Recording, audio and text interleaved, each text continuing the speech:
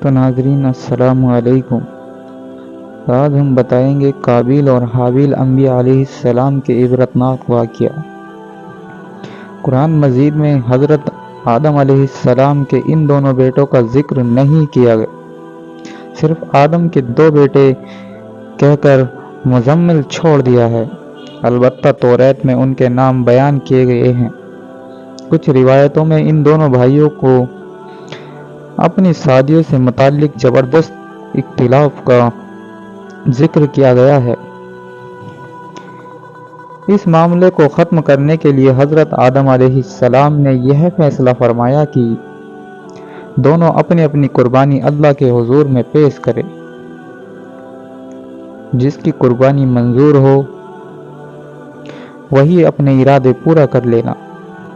قابیل اور حابیل کی نذر، جیسے کہ توریت میں معلوم ہوتا ہے، اس زمانے میں قربانی کے قبول ہونے کا یہ اسلامی طریقہ تھا کہ نذر و قربانی کی چیز کسی بلند جگہ پر رکھ دی جاتی تھی اور آسمان سے آگ ظاہر ہو کر اس کو جلا دیتی تھی۔ اس قانون کے مطابق حابیل نے اپنے ریوڑ میں سے ایک بہترین دمبا اللہ کے نذر میں کیا اور قابیل نے اپنی کھیتی کے غلے سے ردی قسم کا غلہ قربانی کے لیے پیش کیا۔ دونوں کی اچھی اور بری نیتوں کا اندازہ اسی عمل سے ہو گیا، اسی لیے دستور کے مطابق آگ نے آ کر حابیل کی نذر کو جلا دیا۔ اس طرح قربانی قبول ہونے کا شرف اس کے حصے میں آیا۔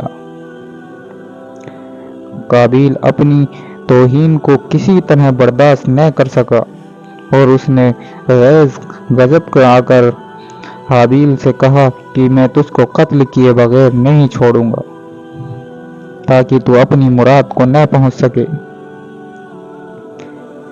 حابیل نے جواب دیا، میں تو کسی طرح تجھ پر ہاتھ نہ اٹھاؤں گا، باقی جو تیری مرضی آئے وہ کر۔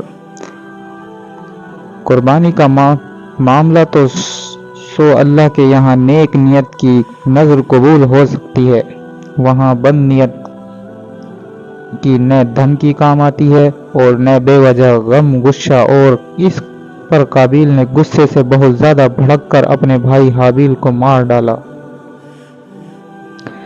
قرآن پاک میں نہ شادی سے متعلق اختلاف کا ذکر ہے اور نہ ان دونوں کے ناموں کا ذکر ہے، صرف قربانی کا ذکر ہے، اور اس روایت سے زیادہ حابیل کی لاش میں دفن سے متعلق یہ اضافہ ہے۔ قتل کے بعد قابیل حیران تھا کہ اس لاش کا کیا کرے۔ ابھی تک آدم کی نسل موت سے دوچار نہیں ہوئی تھی اور اسی لیے حضرت آدم علیہ السلام نے مردے کے بارے میں اللہ کو کوئی حکم نہیں سنایا تھا۔ یکایک اس نے دیکھا کہ ایک کوے نے زمین کورید کر گڈھا کھودا۔ قابیل اسے دیکھ کر چیتا کہ مجھے بھی اپنے بھائی کے لیے اسی طرح گڈھا کھودنا چاہیے، اور کچھ روایتوں میں ہے کہ کوے نے دوسرے مردے کوے کو اس گڑھے میں چھپا دیا۔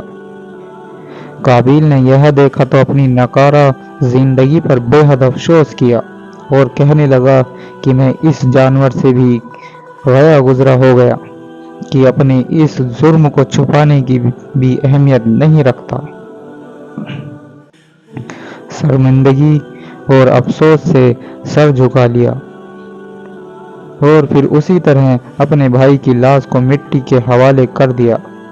اس واقعے کے بیان کے بعد قرآن پاک میں آتا ہے کہ اسی وجہ سے لکھا ہم نے بنی اسرائیل پر کہ جو کوئی قتل کرے ایک جان کو بلا عوض جان کے یا فساد کرنے کی غرض سے تو گویا اس نے قتل کر ڈالا ان سب لوگوں کو، اور جس نے زندہ رکھا ایک جان تو گویا زندہ کر دیا سب لوگوں کو۔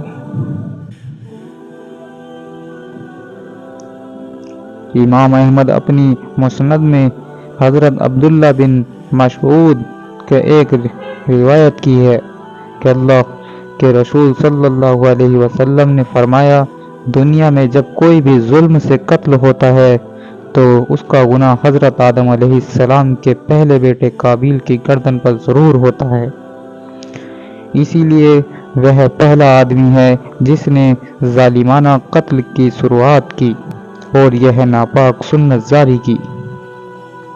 عبرت کی جگہ سورہ مائدہ کی ذکر کی گئی آیت اور اوپر لکھی حدیث پر یہ حقیقت ظاہر کرتی ہے کہ انسان کو اپنی زندگی میں ہرگز کسی گناہ کی ایجاد نہیں کرنی چاہیے، کیونکہ کائنات میں جو آدمی بھی آگے اس بدعت کا اقتدام کرے گا تو بدعت کی بنیاد رکھنے والا بھی برابر کا گناہ کا حصے دار بنتا رہے گا اور ایجاد کرنے والا ہونے کی وجہ سے ہمیشہ کی ذلت اور گھاٹے کا حقدار رہے گا۔